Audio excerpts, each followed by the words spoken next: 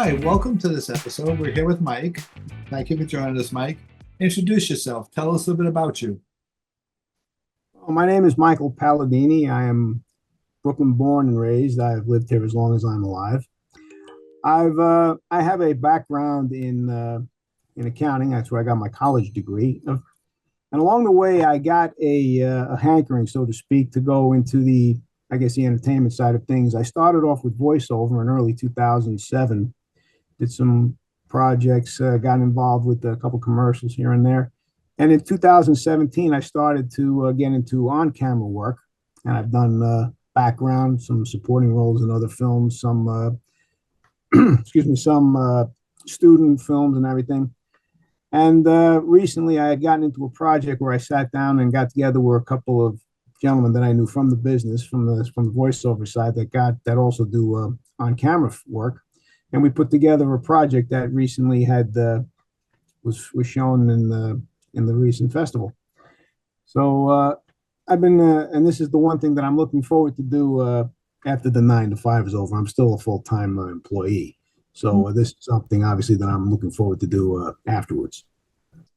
All right, so in some ways you answered this first question, but how long have you been doing this and how many films have you made? Was this your first film? Well, this was my first film where I was the main actor, the principal actor. Like I said, I've done some films where speaking roles where I was a supporting actor. Done a bunch of, like I said, the student films where I was again just being in the background, and also done some background work on a couple of shows here and there. That's pretty much it for that. Kind of. Okay. All right. So when you first said, "Okay, I'm an accountant. I'm going to make movies," what was that like? Did your accountant friends sit there and go, "What are you talking about? You push numbers." What did your family and friends say? Well, to be honest with you, there was a decision that I made personally because it was something that, because like I said, I started off in voiceover, and I eventually I got into in on-screen work because I had, well, let's just say I was a bit overweight and I didn't want to get in front of a camera. So when I eventually dropped the weight, that's when I literally decided, okay, now it's time to go in front of the camera because I felt, okay, I felt myself more presentable. It's vanity speaking, but after a while, it's like when you say, look, I can't go in front of the camera looking like this. So that's why I did that. And it's not, and it's a decision I don't regret making because, like I said, I enjoyed doing it on both sides of the camera. And this is something, like I said, this is where I want to be at some point, after the I know, but job. what did your friends and family say? Like, did they tell you, what do they say? Like, when you said to your sister, your parents, or your friends, wife, girlfriend, whatever, and you said, "I'm going to do this." What was their reaction? Well, actually, the response was mostly positive. Nobody's ever said to me, nah, you can't do this. You're out of your mind. No, it's mostly been positive. It's been like, Good. okay, if that's what you want to do, go for it. And just speaking for myself, I just basically have me to worry about and deal with. So All any right. decision regarding that, I don't have to really worry about anybody else's opinion. And All even if right. they were not happy with it, like I said, most of the opinions I've gotten and the response has been overwhelmingly positive. So I'm like, okay, fine. Good. And I know I made the right decision to do it. You're lucky. You're lucky. You don't know how many people I talk to who sit there and go, "Oh, they gave me grief." Anyway, so you have a support group. It sounds like you do. You have a support group of filmmakers and filmmaker friends, your tribe, if you will. Do you have that? Well, I will say this. I do speak to a few people in the industry. I'm not part of any particular groups right now, per se. I mean, I'm looking at them. I know I'm in New York, so obviously there's plenty of them here. So right now I'm just leaning on those that I know and that I've spoken to. So, but we will eventually be branching out. So Okay, good, good. So what made you decide to make this film? when I sat down with the two gentlemen, by the way, their names are Jason Seachy and John Kramer. They belong to an outfit called Make Your Show, and they're very good. They're very good at what they do. We sat down actually back in I think it was late 2019. So we sat down. We talked about, well, what do you want to do? So I figured I've always liked cop shows and whatever, especially the recent ones. I think they were excellent. So I figured let's do something in that vein. So we came up with the idea of a cop, which I play in the film, and it's basically more of like it's literally a close to home type of issue. He's dealing with a mother who was also a cop herself, but she's also she has pain issues and she has to have certain medications to take to deal with that. So what unfortunately what he had been doing was any arrests or busts he had been made, he would actually, confiscate it from them, and then it would go missing from evidence, and eventually it catches up with him. And it was actually, ironically, his mother who drops dime on him. Right. Because in the film, it goes, once a cop, always a cop, I guess. Because it was, like a feeling in that, and the precinct was actually working with her because they had their eye on him for a while.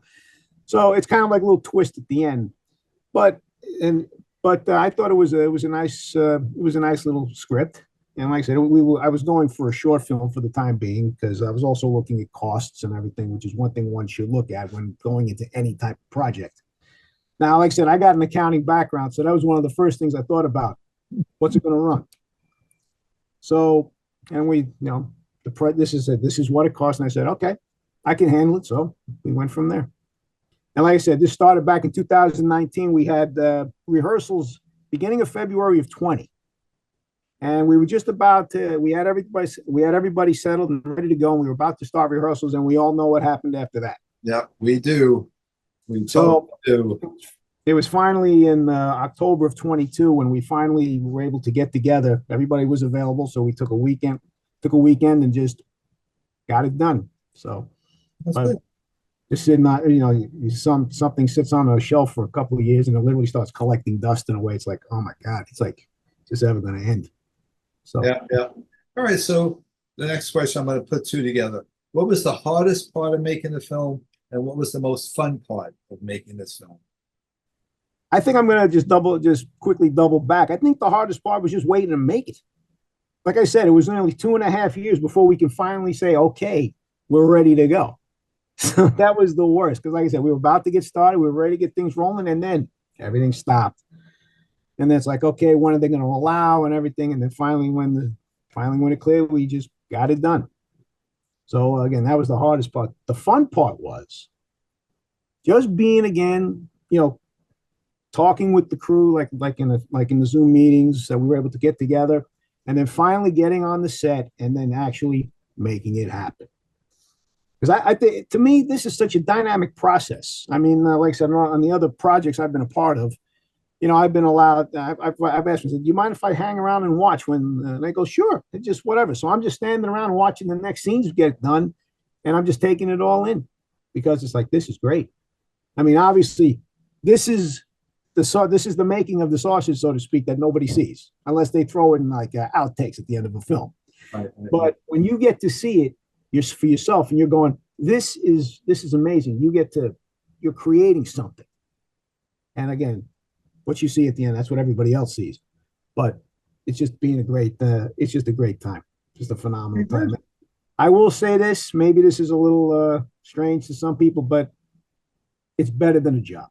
It may be a job to those who are, like I said, I'm not a full-time actor, but for those who are full-time actors, they may say, oh yeah, right. Yeah, you think that, yeah, it is fun. If you look at it as fun and not really as a job, you'll always be happy doing what you're doing. And like I said, this is what I want to do eventually on a full-time basis. So I look forward to doing this. Okay. All right. So this may be a little premature for you because this is if you have a bunch of projects, but are you usually happy with your final product? Or do you always sit there and go, I could have done that better, and someday I'm going to do it better? Or do you, once you finish something, it's like out the door, and you're like, okay, next, and any mistakes you see, I'm just going to put in my next project?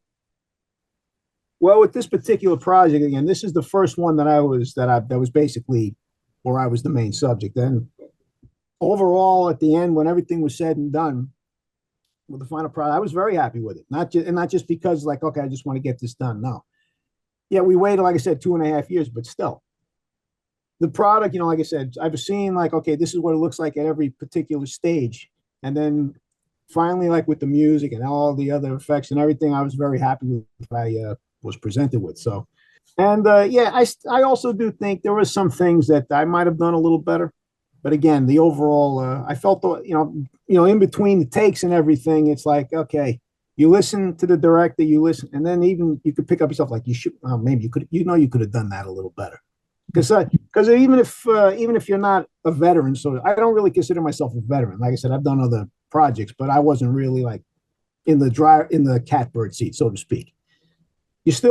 I still believe though, even whatever projects you're a part of, whatever part you play, you do it to the best of your ability, and you say in any way, even if you're just standing in one spot for an entire scene, and that's it. You do that to the best of your ability. And you say that was my contribution, and I'm proud of it. With this, I was very happy with what I did when all was said and done. Could I have done maybe a few things better? Yeah, maybe. Here, maybe a few things here and there, but other than that, no. Other than that, I was happy with what's going on. Like I said, it was a great effort. We all know that in the indie film world, we're not going to buy private jets and fly back from Asia to be at our boyfriends or girlfriends, ball game like, Taylor Swift. So what would success in the indie film world look like?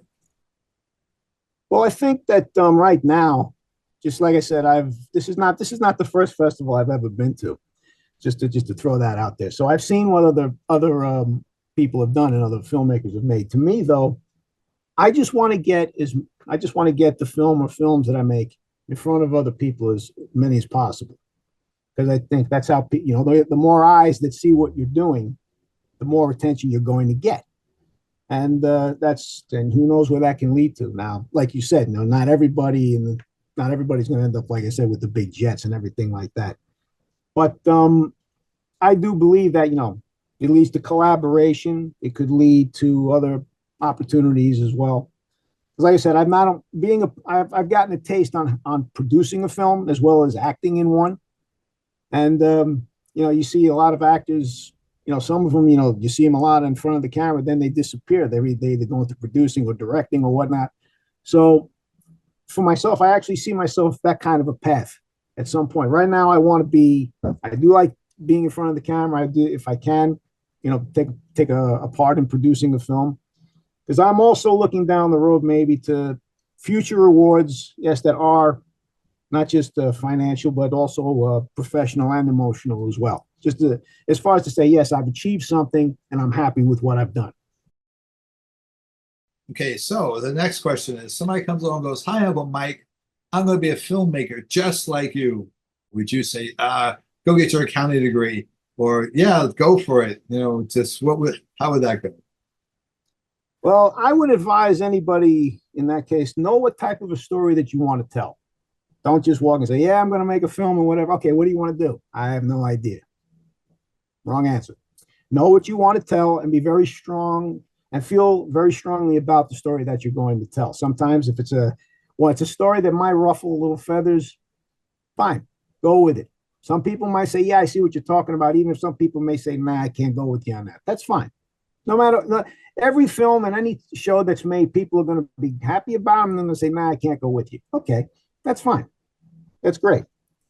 Then you make sure you have a cast and crew that's just as excited as you are to get the job done. And like I mentioned way in the beginning, know what you're dealing with as far as costs. Know how much money you're going to have to spend, or at least have an idea of what to spend. I have met people, and maybe you have too, Dennis, that people have said, I've maxed out my credit card. I've emptied my bank account. I've slept on my friends' couches and whatnot along the way, just so I can just to be where I want to be. So if you have to come up with, if you have to do that, I will say for myself, again, the amount that was spent on this film, which wasn't a lot, I put up every penny of it because I could. I was able to do it, and it wasn't like I didn't have to sleep on anybody's couches. I didn't have to go there. Thank God. I was able to, because like I said, that's one of the first things we talked about. How much would a short film run? And again, we went from there. And I only say that because you may have a lot of people or a certain number of people in your life that may be hey, we're pulling for you, man. We can't wait for you to succeed. But that doesn't mean they're going to be willing to say, here's a few bucks to help you out. Because I'll tell you this too. We did like one of those GoFundMe type thing. I think it's one of the sites. I think that was part of the price of making the movie, by the way. That was, I think, thrown in. I will tell you this. I literally got only a handful of people that were willing to help me. This is what I was shooting for. I literally, I can count on one hand how many people were willing to help me. Yep. That's why I say it. So if anybody's listening to this as far as money is concerned, I understand. Not everybody might not be able to have access to your own resources, or maybe other people or relatives that might be able to help you. I understand it. Well, but what I'm saying is be ready to do anything you have to do in order to get this project done that you have in mind done. Because yeah, it may cost a little bit, but if you're strong, if you feel strong enough about it and you have a burning desire to do this, it'll come back to you. It may take a little time, but it will come back to you. It's funny you should bring that up because our animation curator maxed out his credit card, sold his car, got rid of his apartment, and now lives in his son's house in Japan to finish his movie. And he hasn't gotten distribution yet, but he's still trying. But he's having a great time. With anything in life, I think, and I mean, I know we're talking about this, but sometimes you hear stories about what other people do, what they're willing to sacrifice and whatnot just to make something happen. And obviously, making a film is no different. Yeah. All right, Mike, that was actually my last question. I don't know. Do you have any questions, any comments, any words of wisdom to somebody making their first movie or anything? Well, again, if anything, again, just be strong about what you want to present to the world, and be prepared to do whatever it takes. I mean, there are people that says it again. There are people that say, "Yeah, I want to do this. I want to do this," but then sometimes when they see what they have to do, they get a little squeamish, and they just say, "Nah, forget it. It's not worth it." Well, and that's a decision that you're going to have to make. I mean, you may have people behind you that'll push you because they think you can, but ultimately, it's going to be up to you to decide what you want to do. Yeah. And again, if you don't think it's worth it, you may not do it. But if you do, and you're willing to pay the price, and you're willing to invest the time and the effort, and like I said, even if nobody believes it, if you believe it, that might be the best way to put it. If you believe in what you do, and you got maybe just enough people behind you that'll say, "Yeah, we think you can get it done," you'll get it done. And if you got to go through the struggle, you go through the struggle. Everybody's got to pay dues in everything in life. So, I mean, I'm not a young kid anymore, but that's what I was told many a time. And along my path, I've seen that come to pass. So just be strong about what you want and pay your dues, and you'll make it. Great. Thank you, Mike. Thank you for joining us. Well, thank you, Dennis. This has really been a pleasure. I really do appreciate it.